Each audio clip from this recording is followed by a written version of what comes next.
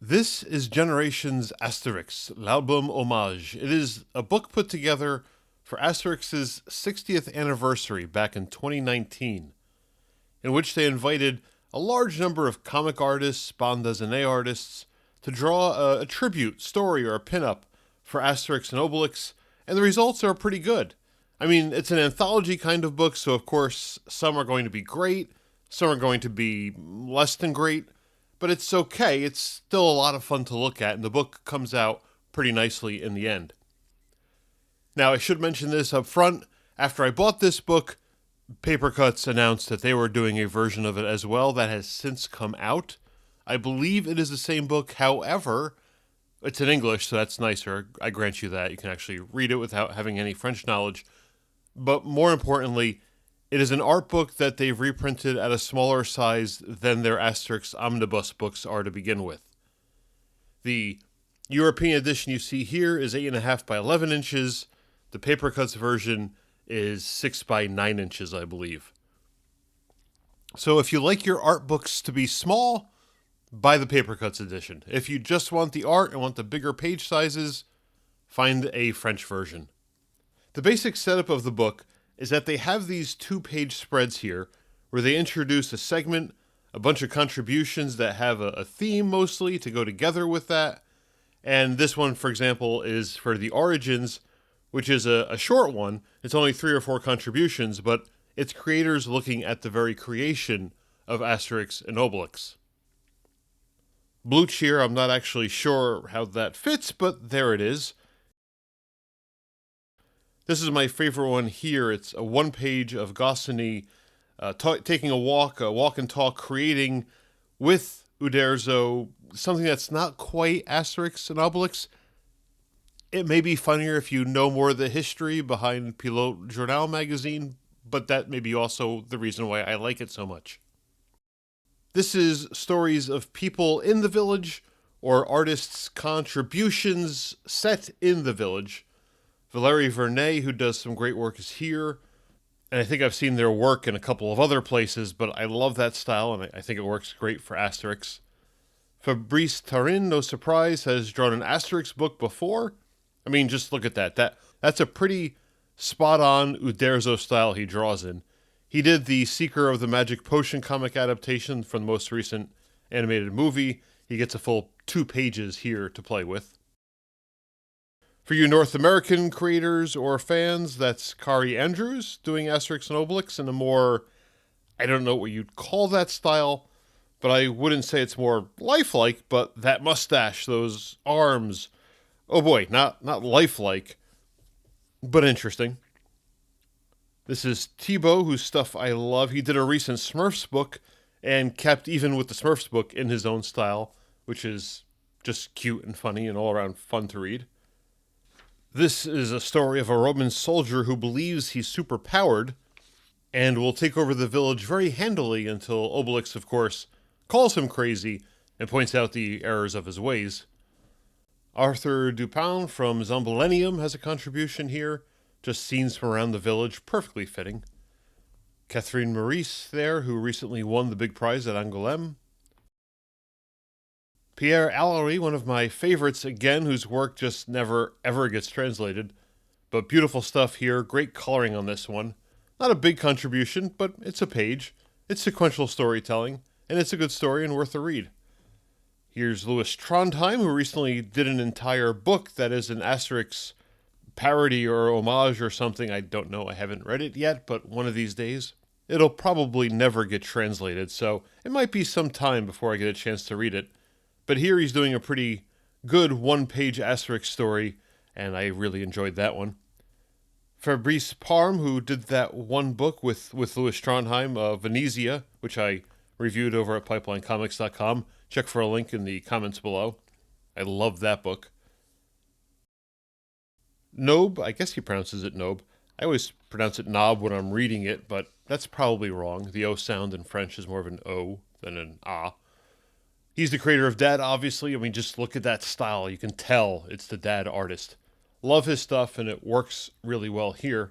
Funny story, too, about life in the modern Asterix world, where the forest is considered protected lands and we can't hunt the boars anymore because they're going to be an endangered species. And so how hungry will Obelix be when he has to eat soup at a banquet at the end? Kim Jong-ji, I mean, this is insane, but you'd expect nothing less from him. Of course, it takes some time to focus your eyes to look at all this stuff, but oh boy, is it worth looking at, because there's a lot of stuff going on in there. Geriatrics almost lost in the middle there. Asterix over there. There's Dogmatics. I love it. The creative team of the Old Geezers drawing 3 old men coming to visit their friends, I think nephew? I think one of them said Obelix was his nephew. That's a great mix of comic properties right there. Let's flip through some of these pages. Sasha Wustefeld, I've never heard of before, but I love this page. It's a really cute one.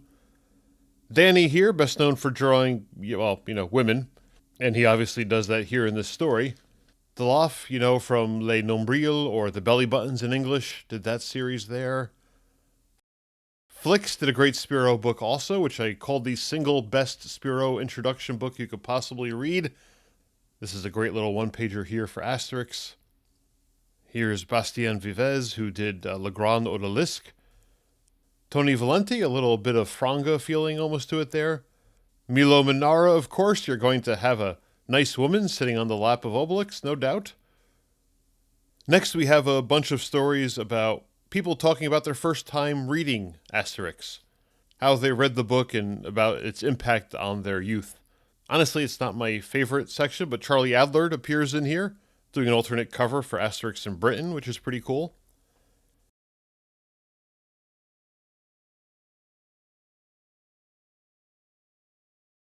And this one is my favorite story of the bunch. Didier Tronchet, who tells his story about being at a comics festival and winning a prize that's given to him by Albert Uderzo, which immediately turns him into his 10-year-old self.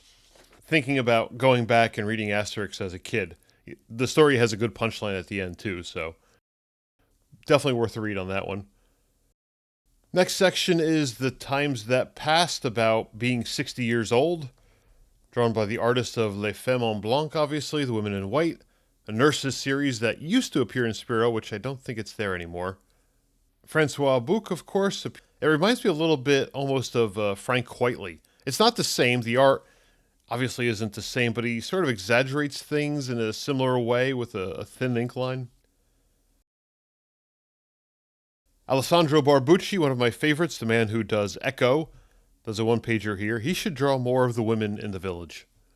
He's perfectly set up for that. Honestly, his Asterix and Obelix look a little weird, but it's still great to see him doing one of his stories here. Guy Delisle, who's best known for doing comics journalism, doing an Asterix and Obelix story. Steve Kuzor, I don't know his work, but love this little black and white page here. Reminds me a little bit of Thierry Martin's work, who I see on Instagram, I think, more than I actually ever saw in comics.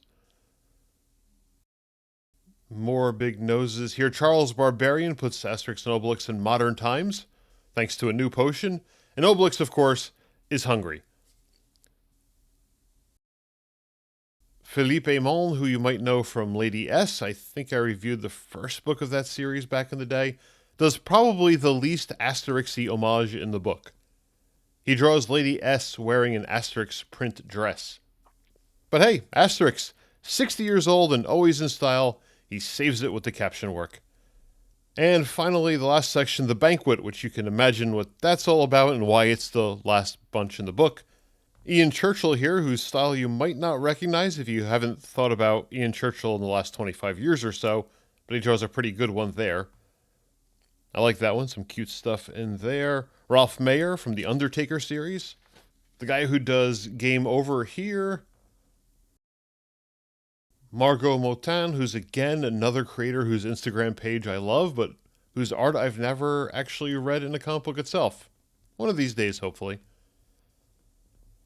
Florence Sistak, whose books I love, read a bunch of those. She has won the grand prize at Angoulême in the past. I've reviewed a few of her books over at pipelinecomics.com.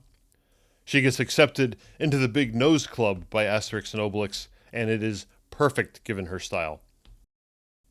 Frank Cho here, this one should have been full page for sure, because it's a little tiny for all the detail and all the work that's on there.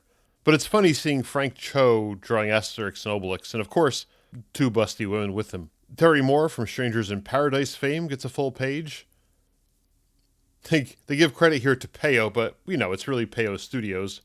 Alain Perel, I guess, is the actual artist here. It's a pretty funny story of Chef Smurf feeding the Banquet. And Juanjo Guarnido from Black Sad fame, I'm sure just butchered pronouncing his last name, but he gets two whole pages, and they are spectacular. Jean-Yves Ferry, who, when this book was originally created, was the current writer of the series. And Didier Conrad, who has been the regular artist on the series in the most recent run of books, did a sort of bigger cast picture here for the 60th anniversary, and that's the book. That's Asterix Generations L'Album Hommage for the 60th anniversary. The Papercutz edition was done for the 65th anniversary, and it's a pretty good book. I'm glad I was finally able to track it down and get the bigger size of the book, but I wouldn't expect any of you to go through those pains or extra expenses. Go ahead, just buy the Papercutz version.